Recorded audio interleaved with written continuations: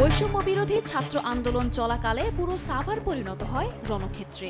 আলোচিত শহীদ ইয়ামিন হত্যাকাণ্ড ছাড়াও আইনশৃঙ্খলা বাহিনী ও ফ্যাসিস্ট আওয়ামী সন্ত্রাসীদের গুলিতে ঝরে যায় অসংখ্য তাজা প্রাণ। আহত ও পঙ্গুত্বের সংখ্যা হাজারের অধিক। যৌক্তিক দাবিতে আন্দোলন করা নিরস্ত্র ছাত্র জনতার বুকে পাখির মতো গুলি চালিয়েছিলেন কারা, সেটি বের করার চেষ্টা করেছে দেশ টিভি। বৈষম্য বিরোধী ছাত্র আন্দোলনে উত্তাল সাভার। অত্যাধুনিক সব অস্ত্র ওদের হাতে হাতে। পুলিশের এপিসির পেছনে অস্ত্র হাতেই অ্যাকশন মোডে ওরা। দেখে মনে হবে এরা সবাই বিশেষ বাহিনীর সদস্য।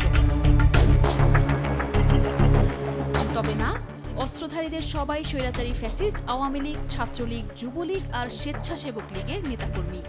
অবৈধ অস্ত্র নিয়ে এভাবেই দাপিয়ে বেরিয়েছেন আর ছাত্র জনতাকে লক্ষ্য করে পাখির মতো গুলি ছুঁড়েছেন। অস্ত্র এভাবে অ্যাকশনে যারা ছিল তাদের আসল পরিচয় কি? ইনি সাভার উপজেলা আওয়ামী লীগের সাধারণ সম্পাদক এবং উপজেলা পরিষদের সাবেক চেয়ারম্যান মঞ্জুরুল আলম রাজীবের ডান হাত। নিষিদ্ধ ঘোষিত ছাত্রলীগের উপজেলা পর্যায়ের বিতর্কিত সভাপতি আতিকুর রহমান আতিক। রাজীবের কুখ্যাত এই ক্যাডার নিষিদ্ধ ছাত্রলীগের কেন্দ্রীয় সভাপতি সাদ্দাম হোসেনের আশ্রয় প্রশ্রয়ে হয়ে ওঠে দানব। সাভারকে পরিণত করে ভয় আর আতঙ্কের জনপদে। বৈষম্য বিরোধী ছাত্র আন্দোলনে অত্যাধুনিক সব অস্ত্র দিয়ে গুলি চালান ছাত্র জনতার বুকে।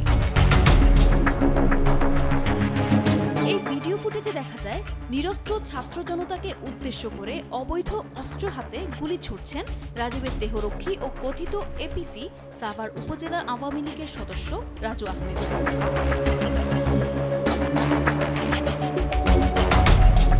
এই যে ব্যক্তি হেলমেট পরা নীল গেঞ্জি হাতে গুলি লোড করছেন, তিনি সাভার পৌর আওয়ামী লীগের সভাপতি ও সাভার পৌরসভার মেয়র আব্দুল গনির ছেলে ও আশুলিয়া থানা আওয়ামী লীগের সভাপতি ফারুক হাসান তুহিনের ভাই ক্যাডার মেহেদি হাসান তুষার।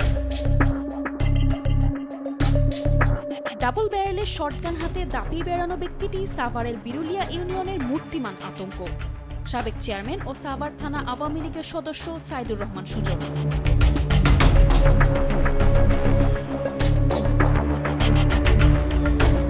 জিন্স প্যান্ট আর সাদা গেঞ্জি গায়ে এই ব্যক্তি সাভারের বনগাঁও ইউনিয়ন পরিষদের সাবেক চেয়ারম্যান সাইফুল ইসলামের ভাতিজা ও যুবলীগ নেতা ফরিদ আহমেদ।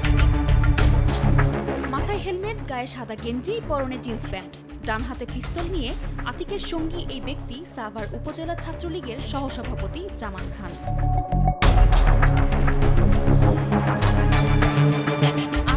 জামানের বহরে লাল পাঞ্জাবি আর পায়জামা পরনে এই ব্যক্তি ছাত্রলীগ নেতা আতিকের অবৈধ অর্থের ক্যাশিয়ার নজরুল ইসলাম। আমরা যাদের কর্মকাণ্ড তুলে ধরছি তারা হাজারো ক্যাডারদের মধ্যে মাত্র কয়েকজন। বৈষম্য বিরোধী ছাত্র আন্দোলনের মুখে গত 5 আগস্ট ফ্যাসিস্ট শেখ হাসিনার পদত্যাগ ও দেশত্যাগের মধ্য দিয়ে আওয়ামী লীগ নেতৃত্বাধীন সরকারের পতন ঘটে। নিরাপদ আশ্রয়স্থল হিসেবে সামরিক হেলিকপ্টারে চড়ে ছোট বোন শেখ রেহানাকে সঙ্গে নিয়ে ভারতে চলে যান আওয়ামী লীগ সভাপতি। এরপর থেকে লাপাত্তা সশস্ত্র এই সন্ত্রাসীরাও। ইতিহাসের সেই রক্তাক্ত অধ্যায়ের 3 মাস পেরিয়ে গেলেও এখনো অথরা সশস্ত্র এই স্বৈরাচারী সরকারের প্রেতাত্মারা। সূত্র বলছে, আইনশৃঙ্খলা রক্ষাকারী বাহিনীর কতিপয় সদস্যদের সহযোগিতায় এই ঘাতকরা ইতোমধ্যেই দলে দলে দেশ ছেড়েছেন, নিরাপদে আশ্রয় নিয়েছেন প্রতিবেশী দেশে। বিস্তৃত গোয়েন্দা নেটওয়ার্ক আর তৎপরতা সত্ত্বেও কেন ধরা পড়ল না এই সন্ত্রাসীরা? কিভাবেই বা পালিয়ে গেল এই ঘাতকরা? কাদের আশ্রয় প্রশ্রয়ে একে একে নিরাপদে তারা পালালো দেশ ছেড়ে? এমন সব প্রশ্ন ঘুরপাক খাচ্ছে সাধারণ মনে। আইনশৃঙ্খলা বাহিনীর সদস্যদের ভূমিকার দিকে আঙুল তুলে এই প্রশ্নেই সরব হয়ে উঠেছেন ছাত্র জনতার আন্দোলনে শহীদদের স্বজন ও আহত ছাড়াও আন্দোলনকারী শিক্ষার্থীরা। এই যে জুলাই আগস্টে আমাদের সব ভাইরা শহীদ হলো, সেসব ভাইদের খুনিরা, ছাত্রলীগের সন্ত্রাসীরা আমরা দেখতে পাচ্ছি দেশের বাইরে চলে যাচ্ছে এবং সোশ্যাল মিডিয়ায় তারা অ্যাক্টিভ হচ্ছে। এই যে তারা সোশ্যাল মিডিয়ায় অ্যাক্টিভ হচ্ছে, দেশের বাইরে গিয়ে তাদের অ্যাক্টিভিজম দেখাচ্ছে, আমাদের এসব শহীদ ভাইরা কি কখনো বিচার পাবে না? তাদের কি বিচার পাওয়ার অধিকার নেই?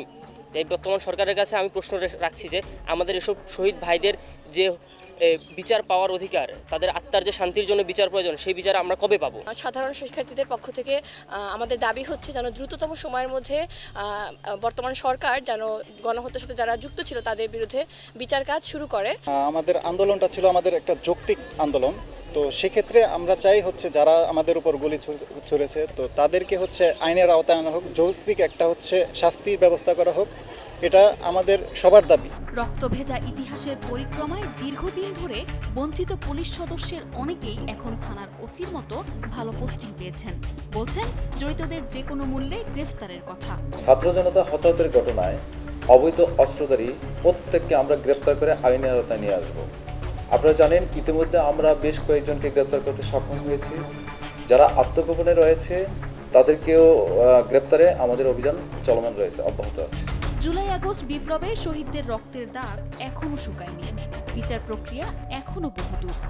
আইনশৃঙ্খলা বাহিনীর নাজুক তৎপরতার সুযোগ নিয়ে একে একে লাপাত্তা সশস্ত্র অস্ত্রধারী ফ্যাসিস্ট আওয়ামী লীগ সরকারের সন্ত্রাসী ক্যাডাররা। আন্দোলনকারীদের দাবি, ছাত্র জনতাকে গুলি করা এই সন্ত্রাসীদের অনতিবিলম্বে গ্রেফতার ও বিচারের আওতায় আনার। এসব খুনিরা পার পেয়ে গেলে শান্তি পাবে না শহীদের আত্মা, নিশ্চিন্তে ঘুমাতে পারবে না তাদের স্বজন ও আহতরা। এস এ হাফসা, দেশ।